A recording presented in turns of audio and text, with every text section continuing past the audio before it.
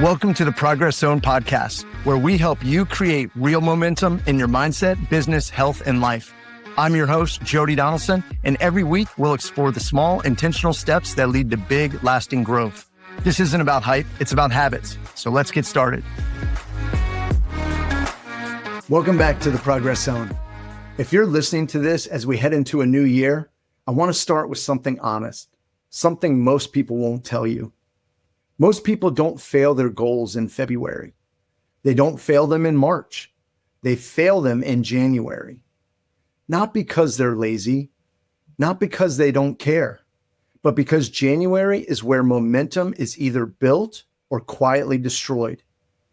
And the scary part, most people don't even realize they're losing January while it's happening.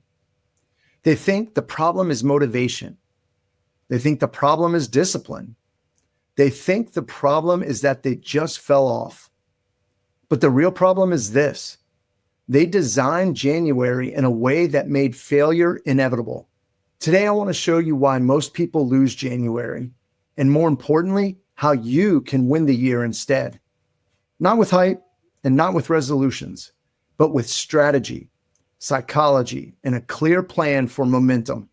Because progress doesn't happen by accident. It happens by design. Here's what most people do as the year turns. They make big promises. They have big goals, make big declarations. This is going to be my year. I'm changing everything. I'm going all in. And that sounds powerful until you understand what the brain actually does in January. Research from behavioral psychology shows that motivation spikes at the beginning of a new cycle, either a new year, a new month, even a new week. Scientists call this the fresh start effect. But here's the catch. The same research shows that motivation drops sharply once effort meets resistance. And January is full of resistance. You're coming off the holidays. Your routine has been disrupted. Your energy is uneven. Your expectations are sky high. So what happens? People aim too big, too fast, with no margin for real life. And when they miss a day, or skip a workout, or eat the thing they said they wouldn't eat, their brain doesn't say, okay, we'll reset. Their brain says, you failed. And this is where January is lost. A study from the University of Scranton found that nearly 80% of New Year's resolutions fail by the second week of February. And many collapse much earlier. Not because people don't want change, but because they adopt an all or nothing mindset. One missed day becomes a missed week, and one mistake becomes a reason to just quit. And momentum dies quietly. So let me say this clearly. January isn't about intensity. It's about continuity. The people who win the year are not the ones who go the hardest in January. They're the ones who build momentum that survives January.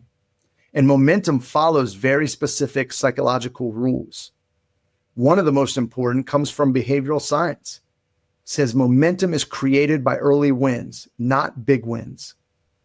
Researchers studying habit formation have found that small, repeatable actions activate the brain's reward system more reliably than ambitious, inconsistent ones. In other words, your brain doesn't need proof that you're amazing. It needs proof that you're consistent.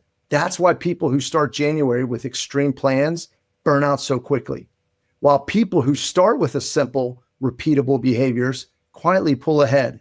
So instead of asking, what do I want to accomplish this year? Ask this question. What momentum do I want to protect? Because once momentum is gone, progress becomes a fight.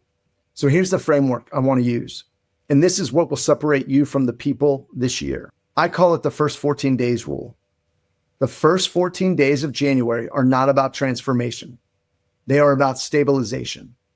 Your only job in the first 2 weeks of the year is to prove one thing to yourself, that I can keep showing up. That's it. Neuroscience backs this up. Studies on neural pathways show that repetition, not intensity, is what strengthens behavior loops. The brain cares far more about frequency than it does force. So if you try to overhaul your entire life on January 1st, you overload your system. And cognitive overload increases stress, your decision-making and decision fatigue and avoidance. all the things that kill momentum. So when people say, I just don't have discipline, what they're really experiencing is cognitive overload. When January hits, your brain is already working against you, and most people have no idea what's happening. During the holidays, routines are disrupted, sleep patterns are changed, eating habits are out the window, schedules loosen. That alone puts your nervous system into a reactive state. Then January arrives, and suddenly you're asking your brain to do a lot of heavy lifting all at once.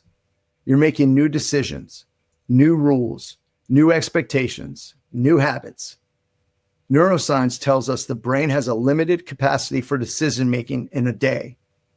And researchers call this decision fatigue. The more decisions you force yourself to make, the weaker your follow-through becomes. Not because you're undisciplined, but because your cognitive resources are depleted. So when people load January with massive plans, strict rules, or constant self-monitoring, they aren't building discipline.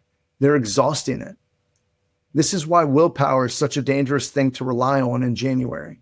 Studies show that willpower functions like a muscle. It gets tired. And when it's tired, the brain defaults to familiar behaviors, not aspirational ones.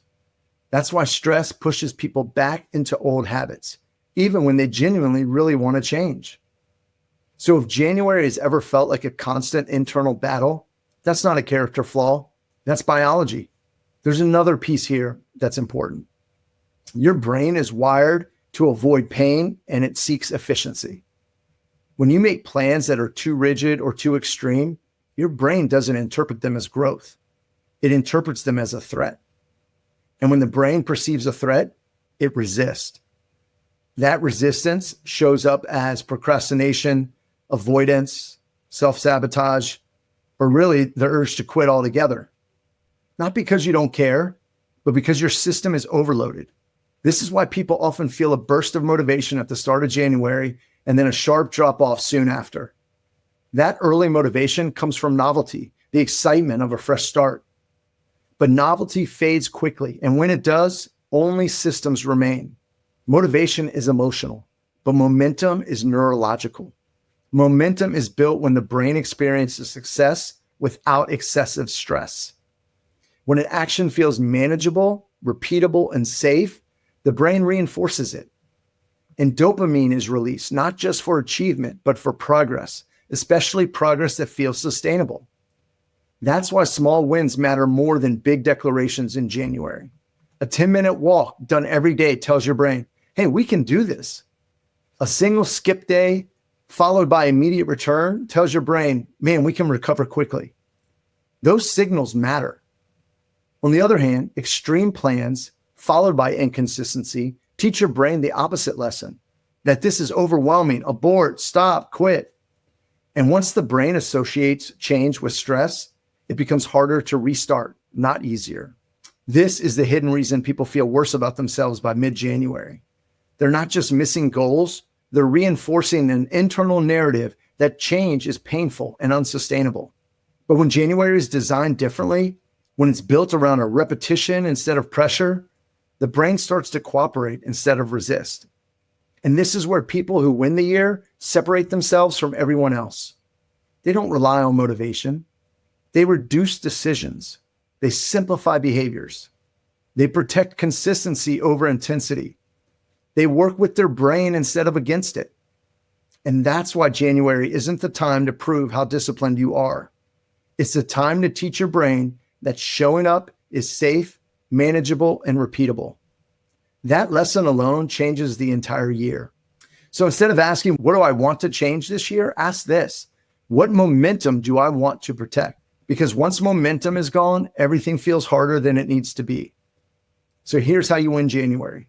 First, lower the bar strategically.